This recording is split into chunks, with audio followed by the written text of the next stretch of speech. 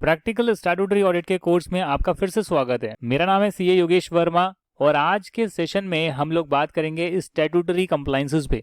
जब भी हम फील्ड वर्क को शुरू करते हैं तो सबसे इंपॉर्टेंट चीज़ होती है स्टैट्यूटरी कंप्लायंसेस को चेक करना, यानी उस कंपनी पे जो जो लॉज एंड रेगुलेशंस लगते हैं, क्या कंपनी ने उन सभी लॉज एंड रेगुलेशंस का पालन करा है या नहीं करा है। जिसमें आपके इनकम टैक्स से जुड़े हुए लॉ आते हैं, जैसे कि टीडीएस को काटना, इनकम टैक्स को सही तरीके से कंप्यूट करना, उसको जमा कराना, प्रोविडेंट फंड जो है पीएफ का पैसा जो है वो अगर वो अपने एम्प्लॉयज़ का काटते हैं तो उसको पीएफ फंड में जमा कराना, सर्विस टैक्स जो पहले होता था, एक्साइज ड्यूटी जो पहले होता था, अब जीएसटी है तो जीएसटी का कंप्लायंस पूरा करना। ये वर्क पेपर आप देख सकते हैं 2014 के हैं, जब मैं ऑडिट में गया था। कंपनियों के नाम मैंने बदल दिए हैं, एबीसी एग्रो इंडस्ट्रीज मोटा एंड पकोला प्राइवेट लिमिटेड। मोटा एक यूनिट है, पकोला एक और यूनिट है, हालांकि एक्चुअली में यूनिट नहीं है। एक्चुअल में जो यूनिट का नाम है वो मैंने हाइड कर दिया है या उसको चेंज कर दिया है ताकि कंपनी की आइडेंटिटी डिस्क्लोज ना हो। मैं आपको इस वीडियो में बताऊंगा कि कैसे हम स्टैट्यूटरी कंप्लायंसेस को चेक करते हैं। जैसे कि बात करते हैं इनकम टैक्स के बारे में, मैंने आपके सामने टीडीएस चालान गूगल पे टाइप करा है और यहाँ पर एचडीएफसी का टीडीएस चालान जनरेट हो गया, क्योंकि जब भी आप पेमेंट करेंगे तो बैंक के थ्रू करेंगे और पेमेंट होने के बाद कुछ ना कुछ आपको चालान की रिसिप्ट मिलेगी, यानी कि इसके बेसिस पर आप दिखा सकते हैं कि भैया ये रेफरेंस नंबर है और मैंने इस पर्टिकुलर हेड में ये टैक्स की पेमेंट करी है। यहाँ देख सकते हो income tax other than companies, अगर कंपनी होगी तो कंपनी आएगा, कंपनी नहीं है तो अदर देन कंपनी आ रहा है। यहाँ आप देख सकते हैं कि माइनर हेड कौन सा है, ये इनका सेल्फ असेसमेंट टैक्स है। अगर आप टीडीएस पे करेंगे तो टीडीएस का रेफरेंस आएगा और आपने जो भी अमाउंट पे करी है वो अमाउंट लिखी होगी, चालान का नंबर होगा, डेट होगी। तो अगर आप अपनी शीट बनाते हैं कैलकुलेशन की तो उसी प्रकार जो है आप वेरीफाई करेंगे। फॉर्मेट जो है चेंज हो सकते हैं, हमें उससे मतलब नहीं है। अब टीडीएस की जगह आप जीएसटी का चालान देखेंगे, उसका फॉर्मेट अलग होगा पर कॉन्सेप्ट सेम ही रहेगा। कंपनी जो सबमिट कर रही है आपको उससे पता लग जाएगा कि अच्छा चालान ऐसा दिखता है, इसमें ये डिटेल्स तो होनी चाहिए कि कौन से महीने का आप दे रहे हैं, उसकी डेट क्या है, कब जमा कराया दैट मीन्स, और साथ में उसका कोई रेफरेंस नंबर जनरेट हुआ होगा, कौन से सेक्शन में जमा करा रहे हैं।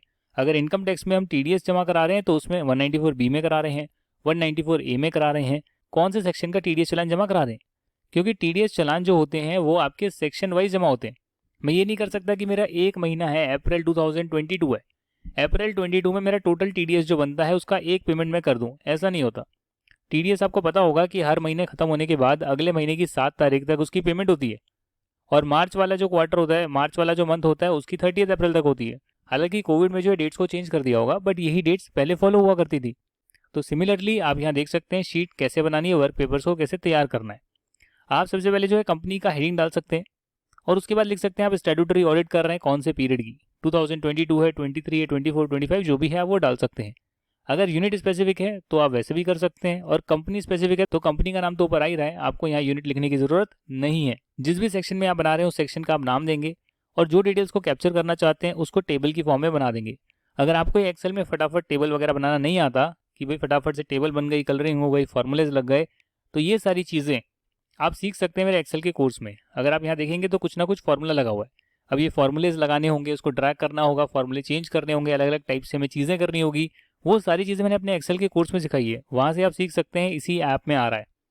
तो ठीक है, यहाँ पर बात करते हैं अप्रैल मंथ से लेकर मैंने 12 महीने यहाँ पर खींच दिए और 12 महीने में मैंने जो है देखा कि बुक्स में जो है कितना कितना बैलेंस आया था, मतलब उस पर्टिकुलर मंथ में कितना बैलेंस का टीडीएस जो है कटा था।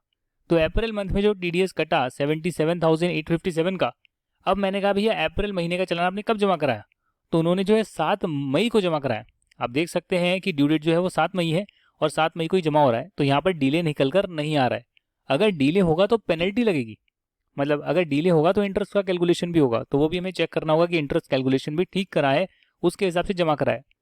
ये भी मैं क्या कर रहा हूँ, अभी मैं सिर्फ स्टैट्यूटरी ड्यूज़ की पेमेंट चेक कर रहा हूँ, स्टैट्यूटरी ड्यूज़ की कैलकुलेशन मैं चेक नहीं कर रहा।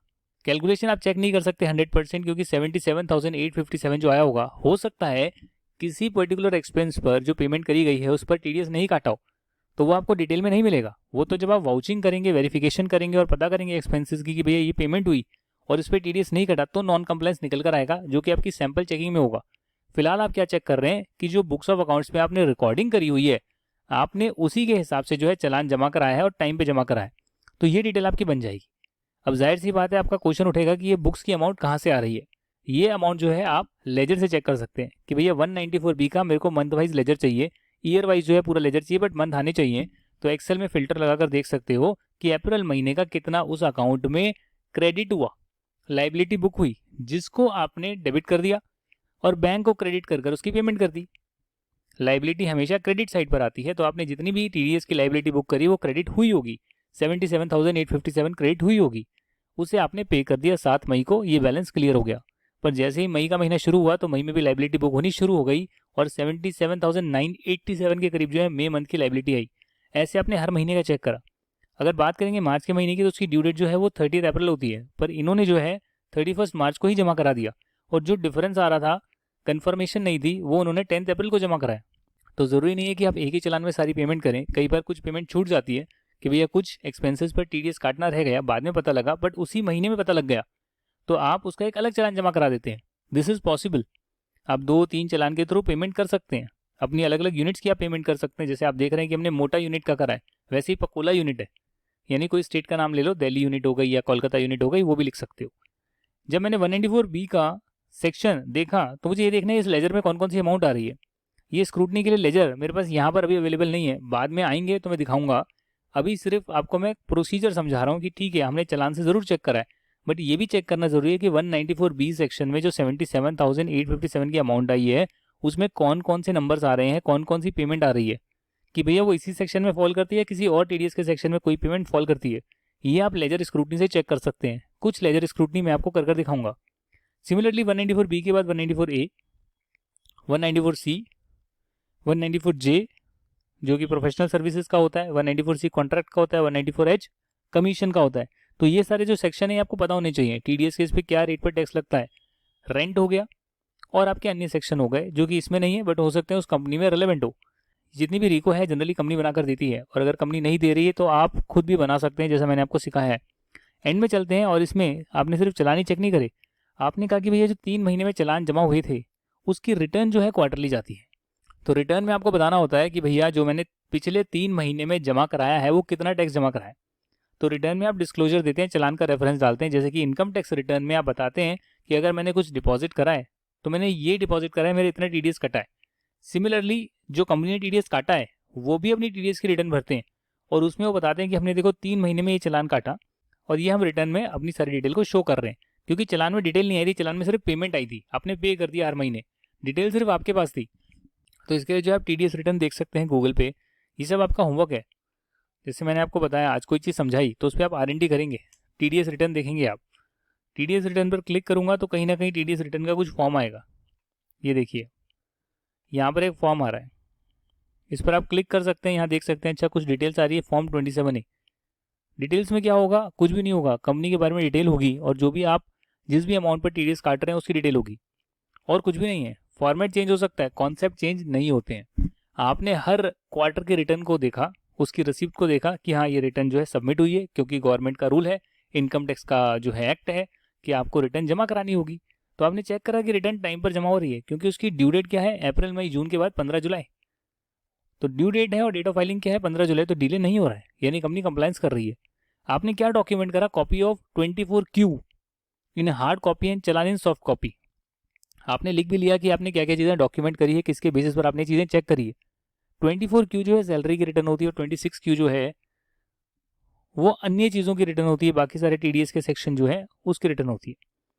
तो यहाँ आपने मंथ वाइज जो है रिटर्न शो करी, रिटर्न में कितनी डिटेल आ रही है, चलान में आपने कितनी पेमेंट करी है, और ऐसे कर आपने देखा जो ड्यू डेट है उसी में आपने एक्चुअली में जो है पेमेंट करा है, within the due date आपने पेमेंट करी है। ऐसे आपने चेक कर लिया और डॉक्यूमेंट कर लिया, ये दोनों से आपने चीज़ें मैच करी और कहा कि ठीक है कंपनी कंप्लायंसेस कर रही है। अब मैं किसी तरह अगर ये चेक कर लूँ कि जो 77,987 आया है या जितनी भी यहाँ पे टोटल आ रहा है 10 लाख रुपीज़ का, और हर पर्टिकुलर सेक्शन में जो अमाउंट आ रही है, अगर देखा जाए तो टीडीएस में टोटल 43 लाख रुपीज़ का टीडीएस गया है, अलग अलग रेट पर गया होगा, तो करोड़ों रुपए की पेमेंट होगी।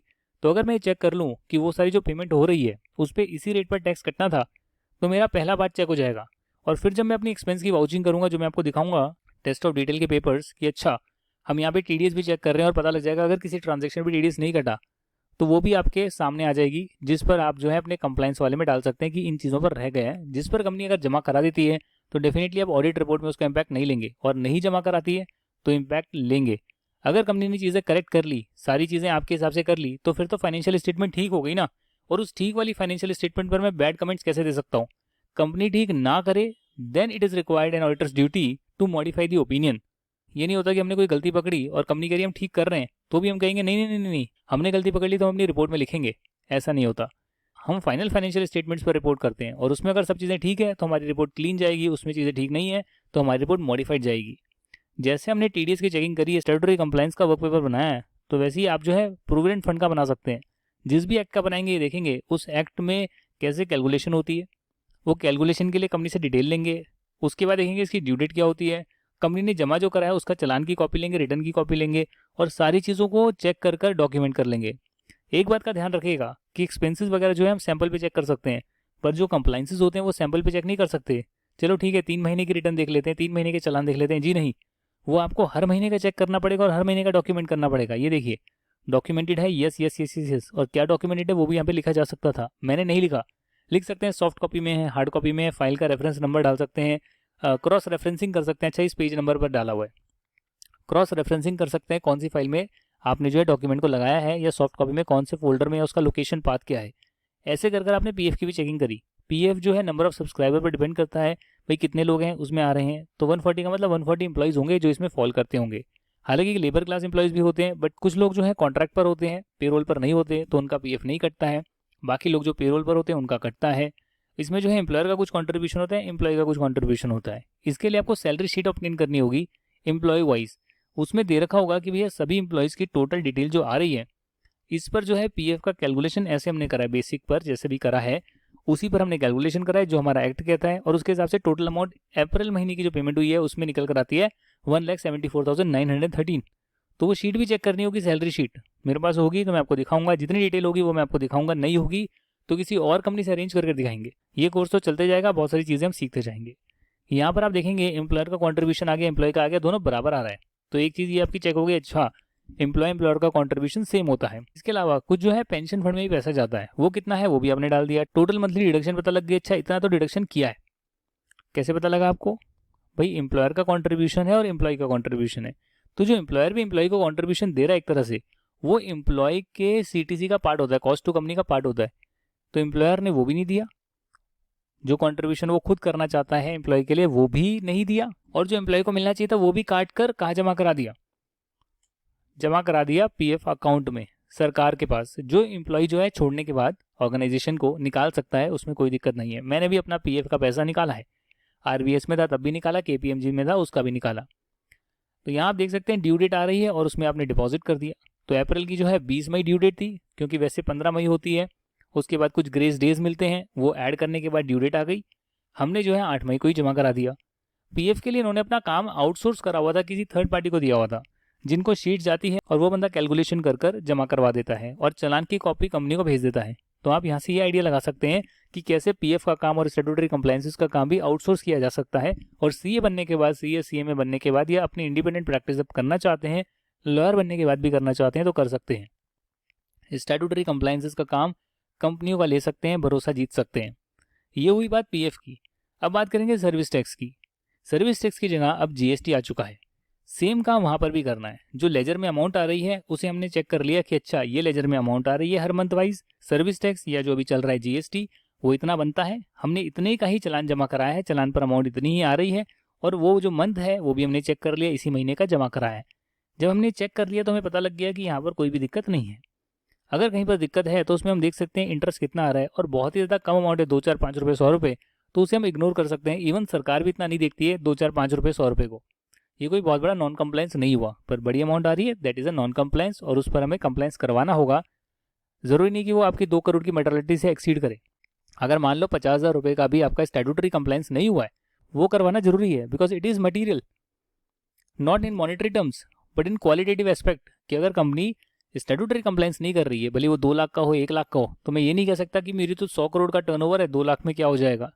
Statutory compliance should be 100% complied. Yes, चिल्लर है 5-10 रुपये, 100 रुपये, मतलब कि जो कि इग्नोर किए जा सकते हैं, राउंडिंग ऑफ डिफरेंस है, कैलकुलेशन एरर है छोटा मोटा, वो सब छोड़ा जा सकता है। अदरवाइज उसे कंप्लाई कराना बहुत ज़रूरी होता है। उसके बाद एक्साइज ड्यूटी, जो कि अभी है नहीं तो करने का फ़ायदा नहीं है, और वर्क कॉन्ट्रैक्ट टैक्स किसी किसी स्टेट में लगता है। ज़रूरी नहीं है कि आपने जो लॉज पढ़े हों, जो कि आपके कोर्स में है, वो तो नेशन वाइड लॉ है। किसी स्टेट में पर्टिकुलर कोई इनडायरेक्ट टैक्स हो सकता है या कोई और टैक्स हो सकता है, तो उसके हिसाब से उसको समझना पड़ेगा, स्टडी करना पड़ेगा और उसकी कैलकुलेशन चेक करनी पड़ेगी। जब हम ये काम कर लेंगे, इवन यहाँ तो मंडी टैक्स भी लगा है, मंडी टैक्स भी ऐसा कुछ होता है, देखना पड़ेगा। उसके पेपर जो थे मराठी में थे और मराठी में मुझे समझ नहीं आ रहा था क्या लिखा हुआ है, तो नहीं समझ में आ रहे थे, तो भी किसी ना किसी तरह जो है उसको डीकोड करा, किसी से कंफर्म कराया और देखा कि अच्छा इसका ये मतलब होता है और कंपनी ने जो है टाइम पर चीज़ें जमा कराई है। तो ऐसी चीज़ें जो आपको करनी पड़ती है, चैलेंजिंग टास्क आते हैं, बट आपका काम है चेक करना। आपने क्या चेक करा कि जो बुक्स में आ रहा है वही जमा करा है और ड्यू डेट के हिसाब से जमा करा है, उसकी चालान की कॉपी आपने ले ली, रिटर्न से भी आपने वेरीफाई करवा लिया। जो कंपनी पे लॉस लगते हैं उसमें स्टैट्यूटरी कंप्लायंसेस जो थे वो आपने ऐसे चेक करे। इसके बाद जो बुक्स ऑफ अकाउंट्स में एंट्री आ रही है, बुक्स ऑफ अकाउंट्स के जो लेजर हैं उसकी आप स्क्रूटनी करेंगे कि इस लेजर में बिल्कुल ठीक अमाउंट आ रही है। 192B में जो है सिर्फ सैलरी जा रही है, 194I में रेंट जा रहा है, 194H में कमीशन जा रही है, 194J में प्रोफेशनल सर्विस जा रही है, 194C में कॉन्ट्रैक्ट का जा रहा है। आपने चेक कर लिया कि इस अकाउंट में यही पेमेंट्स आ रही है, एक बार स्क्रूटनी कर ली और उसका जो टोटल बनता है उसके हिसाब से चालान पेमेंट हुई है, ये चीज़ें हमने चेक करी। इतना ही हम कर सकते हैं। इसके बाद जो है नेक्स्ट वीडियो में हम लोग सेल्स का प्रोसीजर, परचेज का प्रोसीजर जानेंगे और अगर कोई डॉक्यूमेंट मुझे मिलेगा तो वो डॉक्यूमेंट मैं आपको ज़रूर दिखाऊंगा। नहीं मिलेगा तो जाहिर सी बात है कॉन्फिडेंशियलिटी में मेंटेन करनी है, बट जितनी चीज़ें हो सकती है, वर्क पेपर वगैरह, कॉन्सेप्ट वगैरह, ऑडिट के प्रोसीजर वगैरह, वो सारे मैं आपको दिखाऊंगा। यहाँ पर मैंने एक चीज़ आपको नहीं बताई, ऑडिट प्रोसीजर जो भी चीज़ें हम करते हैं, जो कि मैंने आपको बोलकर बताया, वो सारी चीज़ें लिखनी भी होती है। तो नेक्स्ट वीडियो में मैं आपको ऑडिट प्रोसीजर भी सिखाऊंगा, जिसकी एक शीट बनेगी, ऐसे आप क्लिक कर सकते हैं और यहाँ पर लिख सकते हैं ऑडिट प्रोसीजर। तो मैं लिखूंगा यहाँ पर ऑडिट प्रोसीजर AP, शॉर्ट में लिख दिया, पूरा भी लिख सकते हैं। यहाँ पर मैं डालूंगा ऑडिट प्रोसीजर, ऊपर कंपनी का नाम लिख सकता हूँ और ऑडिट प्रोसीजर किस चीज़ का है वो लिख सकता हूँ और उसके स्टेप्स लिख सकता हूँ कि भाई ये हमारा ऑब्जेक्टिव था, ये हमने डॉक्यूमेंट्स कलेक्ट करे, ये हमने एसेशन चेक करी, ये हमारी ऑब्जर्वेशन आई, किसने परफॉर्म किया, क्या किया, कैसे कंक्लूड करा, वो सारी चीज़ें जो है लिखनी होती है ताकि आप उसको स्टार्टिंग में लगा सकें। कोई भी पढ़े इस वर्क पेपर को उसको समझ में आए कि अच्छा ये सारी चीज़ें इन्होंने यहाँ पर चेक करी और इस प्रकार चेक करी है, इसके ये डॉक्यूमेंट्स यहाँ पर रखे हुए हैं। तो वो करना बहुत ज़रूरी होता है जो कि इस वर्क पेपर में मिसिंग है। नेक्स्ट वाले में दिखाऊंगा, तब तक के लिए स्टे ट्यून्ड। जय Hind, will see you in the next video, then tata and bye bye, and do not forget to share the course with your friends so that they can also take the benefit of one and only unique course on statutory auditing. Yes, I am also bringing partners of Big 4 and top firms ताकि उससे आपका practical exposure बढ़े। उसके videos भी यहाँ पर मैं लगा दूंगा। Thank you very much. जय हिंद एंड बाय बाय।